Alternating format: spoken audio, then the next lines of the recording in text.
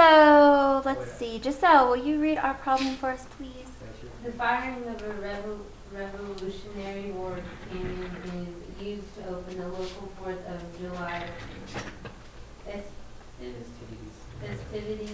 The muzzle of the cannon barrel is 6 feet above ground level. The height of the cannonball being fired from the Revolutionary War cannon as a function of elapsed time is modeled by the function ht equals -16 t squared plus 85t plus 9, where h of t is the height of the cannonball in feet and the t is the elapsed time.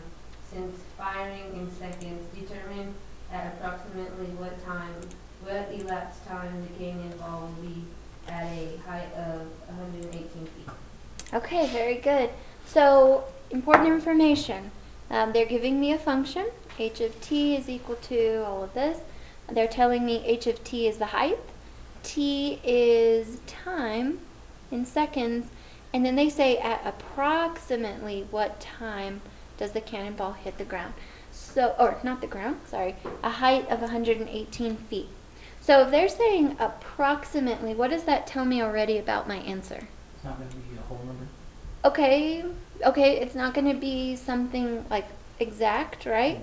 So then I'm approximating my answer. So what methods would you guys use to help you solve this? What do you... They're giving me a function. They're asking me to find a number. I see somebody reaching for their calculator. Ooh, okay. So if I do use my calculator, what would I do? We could, but there's maybe an easier way.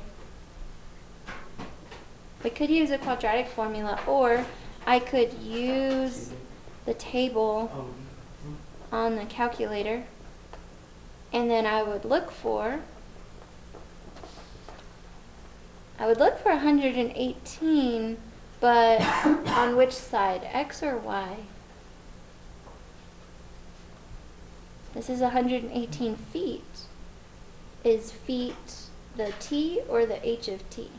H of T. H of T, which represents my Y, right? So if I go to my calculator, I'm going to... Whoa, we have to write that down too? That is weird. What, the calculator? You don't have to draw the calculator. I don't understand that. Like, yeah. Like seriously, like it's like a regular. It looks like our calculators. Yeah, it's just a computer. It's called Wabbit EMU. You can download it. Yeah, like Wabbit. It's at top. And you can download it on your computer, or if you have an Android, you can download it on your phone. Because mine, I have one just like it on my phone, and it's super cool. Because at home, I don't have to take my calculator home. I have this one. And this one's actually a little bit better, than the ones we use. See, because it... That's your phone. I thought it was a calculator. Yeah, that's my phone. See? That is weird. Yeah, so there you guys go. Free calculators. Okay, so we're going to type in the function -16. At least you guys learned that today. 85x plus 9. Okay, so we're going to go to our table. How do I use the table? Second graph. And then I'm going to find 118, or try to find it. I know that we're approximating. There's no 118, so it'd be 2.5. Ah, good observation. So she said there's no 118, but where would it be? 2.5. It would be below 115. It would be between 115 and 120. Okay, so between 2 and 3. And then where else? Does it happen again? I'm looking. Wouldn't it be between 3 and 4? Very good. You see how the numbers go up and they come back down? So that means I have to pass 118 twice. So what could we write? We could say between 2 and 3. And then also between 3 and 4. And this is seconds, right? So then I look at my options and see which of those would be reasonable. So I look at A, 2.5 and 3.4. Would those match? Yes. Yeah? Okay. 1 second? No. No, because 1.1 and 7? No. 0 seconds? No, so it has to be A. And what did you put in your calculator? I typed this equation right here into y equals. Oh, Okay? Good question. Okay, so any questions about that? No. Okay, let's move on to number 2. It says a quadratic equation in vertex form is shown below. Y equals 4 times x minus 1 squared plus 3. Which solution represents the equation solved for x? Okay, so this is similar to what we were doing a couple of days ago, a little bit last, I think it was last week. It's been a long week. Okay, so I'm going to work this one on my scratch paper because I don't know if I have enough room in this little space. Okay, so my goal is to get x by itself, right? Okay, let's look inside those parentheses. Like, the way it is right now, am I able to get into anything inside the parentheses? Like, if I wanted to distribute this 4, could I do that? No, right? So this exponent, you guys could think as like, it's locked, right? Like I have a lock on my closet door, right? It's just like a lock. I can't get to anything in it. I can't distribute this. You guys should know we don't distribute that exponent if these are adding or subtracting. So we're just going to leave that alone, and we're going to move everything else and leave that for the very end. So let's start solving, but leave the parentheses. Okay, so what term could I move first? No, you move the 4. No, you To would the use y. 3 minus 3. Ah, okay, so if I'm solving a problem, I'm undoing PEMDAS, right? So I actually start with the subtraction and addition before I do the division and multiplication. And then, so who was right? I was. Y'all were both right, right? No, Y'all. I was. So wait. I would do the addition and subtraction first. I was Miss, right. Yes. this problem was on our notes. Yes, it was. Ooh. I was right. Good job. I was right. Okay, so we're gonna 0 pair the 3.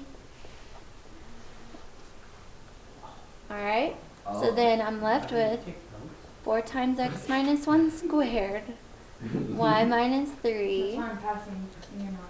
Oh God, you're being recorded, just so you know. Okay, so remember DJ's little rocks that he brought to school, and if I flipped them one way, they could stick together. If I flipped them the other way, they didn't because they were magnets. Do what? Oh, so I'm saying these like terms or these not like terms over here. I can't combine them because it was like when I put those magnets like opposite of each other, and they were like not go together no matter how hard I tried. Okay, so now Ben, what could I do? There we go. Was that Ben? I don't even know. Yeah, that was me. That was you. Okay. So we're going to divide by 4. Good. So then what I'm left with is y minus 3 over 4 equals x minus 1 squared. And then you don't square them both. Do I square them? Or not square them, root, like square root them. There we go, because if I want to cancel out that squared, I need to take the square root of both sides. Okay, so over here I'm going to have the square root of y minus 3 over 4 equals x minus 1. You would move the 1, so you would add 1. Very good. So we're going to 0 pair the 1. And I'll have square root y minus 3 over 4 plus 1, and that's out of the square root. The plus 1's not in the square root, equals 1. I'm sorry. You're going really fast. I'm sorry. I'll slow down. Y'all guys doing this right? I'll give y'all a second. Well, I mean, she's going pretty fast, DJ, so. I already got it though. All right, I'm slowing Good for down. you. Thanks for letting me know. Oh, I got it now. You got it? Okay, but wait, I'm not done yet, because look at the denominator. So, did I simplify this one all the way? I did not. Okay, so your answer choice, I actually should have gone a little bit further and taken that square root of 4. but the options do not have that. So just be aware of that. Sometimes it'll go and like completely simplify it and take that square root. But I did forget something. Does anyone know what I forgot? Plus or minus. Plus or minus, right? Because I took a square root. Okay, so now we can look for our answer. Is it A? No. No. Yeah. No, yes. Yes. Okay, so maybe. Is it B? No. No. C? No. D? No. Alright, so it must be A. B. D, D, E, F, G. Okay, so any questions? Another question. Alright, number 3. This one is like your second worksheet from yesterday. I didn't get it. Okay, so then we'll do this one also on the scratch paper so we can have plenty of room. So this is number 3.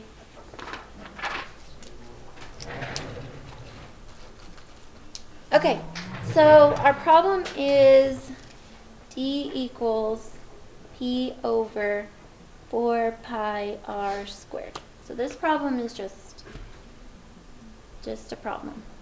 It's not one of the ones you guys had yesterday, like surface area or volume or anything. Okay, but we're going to solve for r. It's hard to see between my pi and r there. Let me zoom in. Okay. Okay, so what is one of the things that's bugging you the most about this problem? The P. Okay. The, What else? the pi. The pi. The pi. Does the fraction bug you? No. Yeah. Kind of does. Okay, so let's take care of that fraction. So if I want to make this side not a fraction, what could I do over there? Sort of. It's, we're going to multiply. We're going to clear that fraction by multiplying by the denominator. So then what happens is that those will cancel each other out. What I do to one side, I got to do to the other, right? So if I multiply by 4 pi r squared, got to do it over here.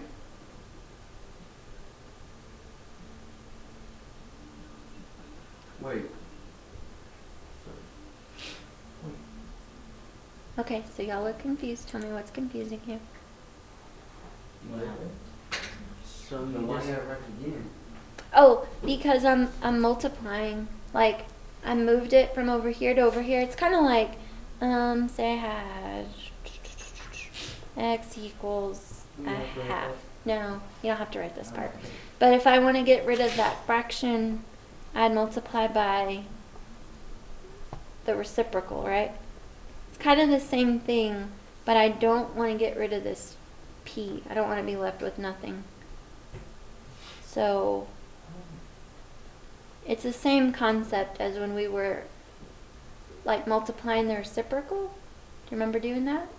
Yeah. You do? Okay. Yeah. But I'm just getting rid of one term. So, I mean, why would you just, if you knew you just do that, never mind. The reason we're doing it is so that we don't have fractions. Because look what happens when I multiply these. So now I'm going to have 4 pi r squared d equals p. So now I don't have a fraction anymore. Oh. That's why I did it. Okay, so now we want to move everything away from the r. So since these are all multiplying, I can get those terms to the other side by doing the opposite, which is going to be dividing. So we're going to divide 4 pi and d, and those will all become 1s. What I do to one side, I've got to do to the other. Alright, so then I end up with r squared equals p over 4 pi d. Okay? So now I need to get r by itself. Square root it. Very good. Okay, so now I've got r equals the square root of p over 4 pi d. Okay, so this is tricky, and a lot of times test questions will leave it like this in the answer choice, but you've got to make sure that what you choose is the absolute simplest form. So I see this as, I think it's option C on the paper, but is this absolutely simplified?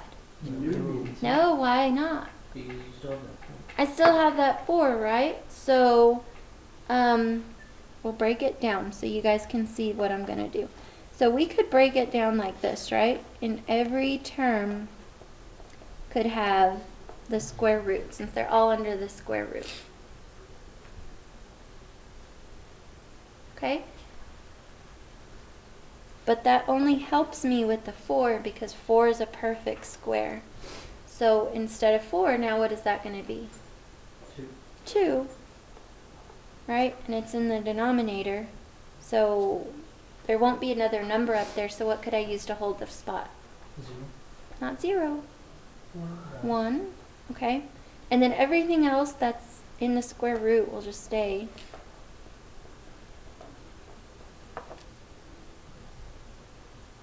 Okay? But as, again, lazy mathematicians, we don't want to write 3 square roots, so instead we're just going to put the half and then 1 big square root to cover everything under the square roots. And that's equal to r. Does that kind of make sense? Mm-hmm. Okay. You got it, Bill? Sure. Let me know, because I know that this part was kind of like difficult to get to as it is, and then you have to keep breaking it down. So let me know where y'all are having trouble.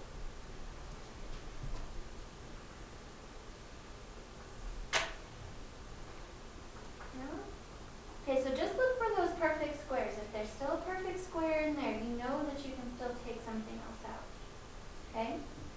Okay. So then what is our answer on that one? B. Very good. All right. Questions? Okay. Number 4. Which expression represents a simplified radical for real numbers? Negative 450. Okay, what happens if you guys put this in your calculator, as I see y'all kind of trying? Error. It says error, and then what does it say? Non-real answer.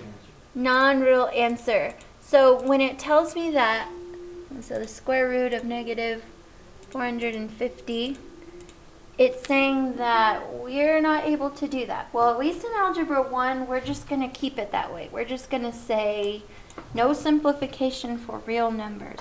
But when you guys move to Algebra 2 in a couple of years, then you'll talk about negative square roots and things like that. Or numbers that are negative under the square root. And then you'll meet this number called I, and it's imaginary. There's a number that's called I? Yeah, there's a number that's called I. Is it above infinity? It is not in the real numbers, so it's not between negative infinity and infinity. It's in its own little world. Hey, I get All right, let's look at number 5. A quadratic equation below is given below. 8 squared equals 3 plus 10x. Which statement shows the factors used to determine the solutions and the solutions to the equation? So your teacher made some typos here. So we're just going to kind of ignore the answer choices and work the problem out. And then we'll go back and talk about how we could use the answer choices to help us solve the problem. Okay? So back to our scratch paper. This is number 5. Okay, so our problem is 8x squared equals 3 plus 10x. And they want us to factor and find the solutions. But before I can factor, I need to look at these terms and see if they're in the right form. So are these in the right form I need them to be to factor? No, I need to do what? Move the 8x squared. I could do that. Personally, I don't know why. I just don't like having that x squared negative. It's just maybe just me. But you're right. We do need to get everything together on the same side. So we're going to 0 pair those, move them over with our 8x squared. And I'm going to write them in standard form. So that means that my x squared comes first, then my x, and then my number last. Okay? So what goes over here? 0. 0. Good. So this equals 0. Okay. So I taught you guys a method to factor. However, again, if this is multiple choice and you forget how to factor, you could go backwards and use the box. Okay? So if any point while I'm teaching this, just keep in mind, you could use the box to work backwards. Do y'all remember the box? Kind of. That's when you draw the 4 squares. Y'all were pretty good at that. So y'all have a lot of skills sitting in your toolbox right now. Okay, so at any point you get stuck on the factoring, remember you could always go backwards. Okay, so we're going to try to factor this. Remember the x? Yep. Oh, the x. Alright, so remember the top is a times c. So we're going to multiply 8 times -3, which gives us, come on guys, negative, nope, negative 24, okay. Then b goes down here, right, which is negative 10, and then the factors are going to go over ax. What's our a here? 8, so they're going to go over 8x. Okay, now we've got the thinking. So what two numbers multiply to give us negative 24 but add to be negative 10? And we could go through our little table. Okay, so he says, what was that again? Negative 12 times 2. Okay, so if I add those, let's see, do I get negative 10? So he got it right on the money. So if I wasn't, like if I didn't get it at first and I started at 1 times negative 24, that's fine. Just work yourself through until you find the one that matches. Okay, so I know that it's negative 12 and 2. Okay, so before I put these in those linear factors, I need to simplify these first. Okay, so let's simplify the first one. Negative 12 over 8 reduces to, what do you guys get? They're both divisible by what number? 2. 4. And 4, right? So we'll have negative 12 divided by 4 is 3. 8 divided by 4 is 2, and then keep the x.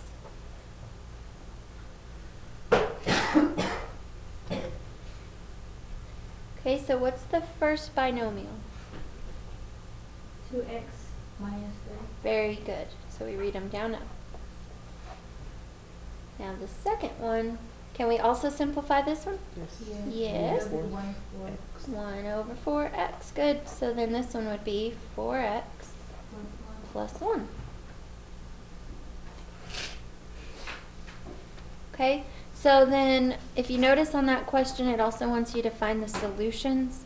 So all you would have to do from this point is set those equal to 0 and then solve them. Like 2-step equations. And it's okay if you guys get fractions.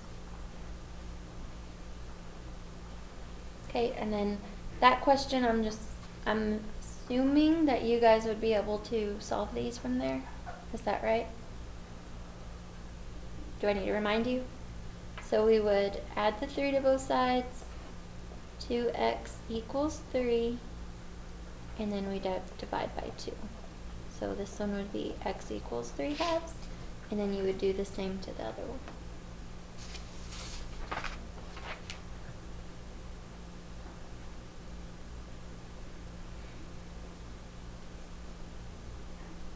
Everybody got that copied? Not yet? Okay. You're good? Give me like a hand in the air when you're done. Alright, just couple more.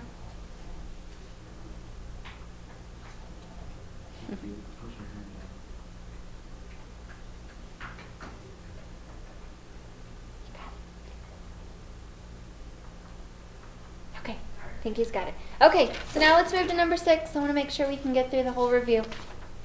All right, the owner of a resale shop is analyzing the revenue for a year. Oh, no problem. Profit is modeled by the function P of x equals x squared minus 16x plus 585, where P of x represents profit and x represents the number of items sold. Okay? X represents the number of items sold. How many items must he sell in order for profit to be 690? So we know we're looking for 690, but is it our y or our x? So look back at your problem. Profit was P of x. Is P of x y or x? It's Y. It's y. So we're looking for where y is equal to 690. What's a tool I can use to help me find this? Table? Yeah, table. Yes, so we can use a table, right? From y equals. So again, here we go. Okay, so I'll type in all of that. X squared. And I think this one was one that I had another typo. Sorry guys. Plus 585. And I go second graph. Okay, we're looking for 690. Phew. It'd be 21. 21. Yeah, this one was one with the typo. So A was supposed to be 21, not 20. Alright. That's simple enough, right? If I'm asked to find a specific value and I'm given a function, I can always use my calculator to get me there. But of course you still have quadratic formula and all that. I just don't want to fry your brains. Oh, speaking of quadratic formula, look at the next one. Using a quadratic formula. Okay, so do y'all remember doing these? This is just that formula. Negative b plus or minus. Do you remember the song? Ah, you do, you just don't want to sing it. Alright, so the equation we're going to use, I'm going to use quadratic formula instead of completing the square. We're going to do negative b plus or minus square root of b squared minus 4ac all over 2a.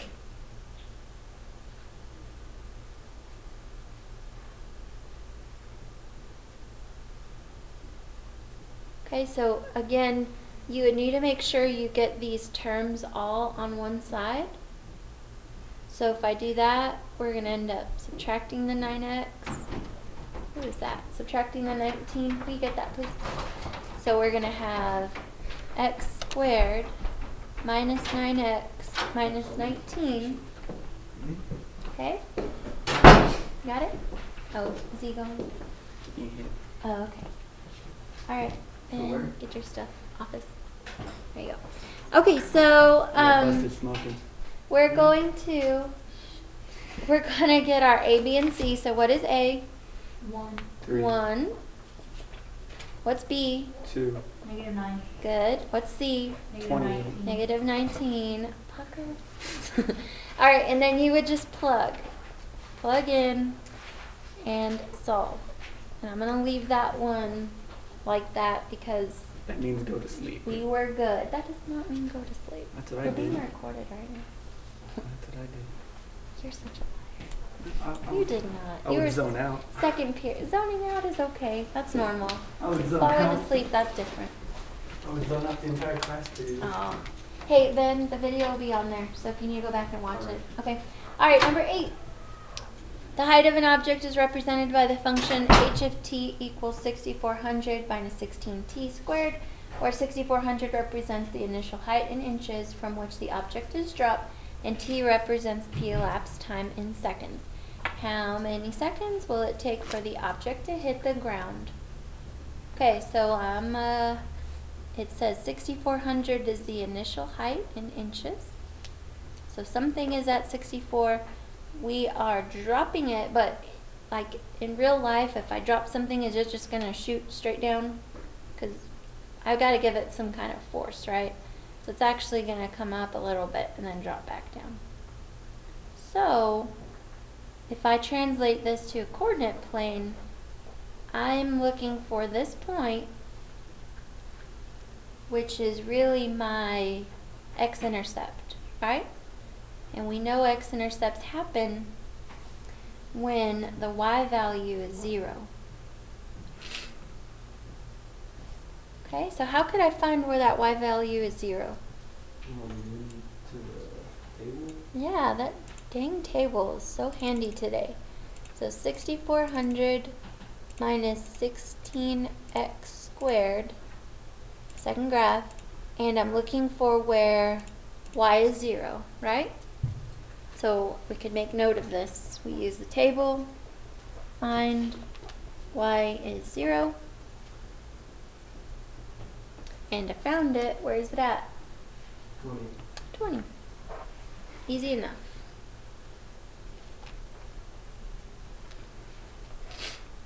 Alright, number 9 and 10 are both simplifying the radicals. Okay, so these questions are going to be a lot bigger numbers, okay? Let's do 10 first, because that one's going to be real quick, so then we can use the rest of the period to finish 9. Okay, so this one we're going to simplify the square root of 4200. So give me two numbers, multiply to be 4200. 142. Very good, and he also used the perfect square factor, so that's going to save us some time. So what I'll have is the square root of 100 times the square root of 42, which I can take the square root of both of those. So what is the square root of 100? 10. Square root of 42.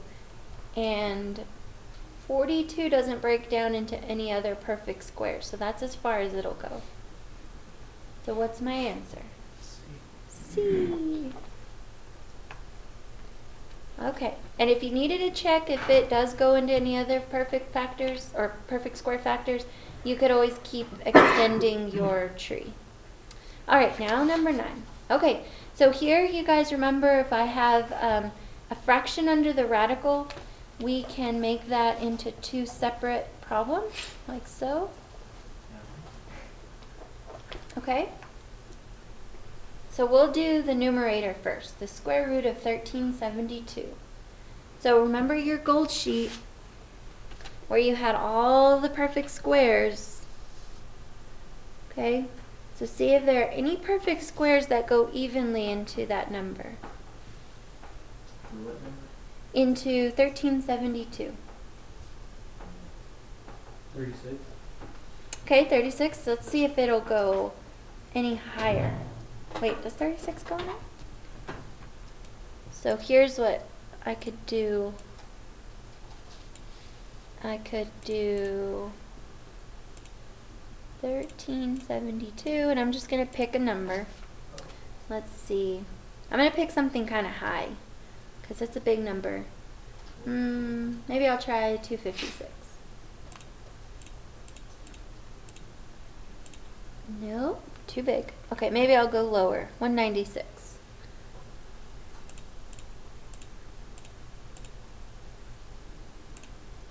Okay, so that one works. Okay, so then now I've broken that top into the square root of 196 times the square root of 7, because 196 times 7 is 1372. So what is the square root of 196? Well, go to my gold sheet, work backwards, so that would be 14 square root of 7. So now let's deal with the square root of 648 and do the same thing. See if there is a perfect square factor in 648. So we can start pretty big That one's again. 36, I think. You think that one's 36? I think so.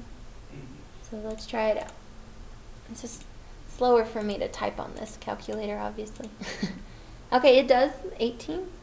So then that means I could maybe use 18, because I know it's going to break down again, right? So if I were you, I would go a little bit higher. But, I mean, you could stop there. I mean, it's just up to you. But, oops. Let's try 648 divided by 324. Okay. So it got a lot smaller. So now all I've got to do is the square root of 324 times the square root of 2. And we know the square root of 324 is 18. Square root of 2. Okay? So if you look at your answer choices, I have one, but is that completely simplified? No, remember, I'm unhappy if there is a radical in the denominator. So that can't be my right answer anyway. Okay? So we're going to have to clear the radical. Do you remember how we do that? You divide them? Close.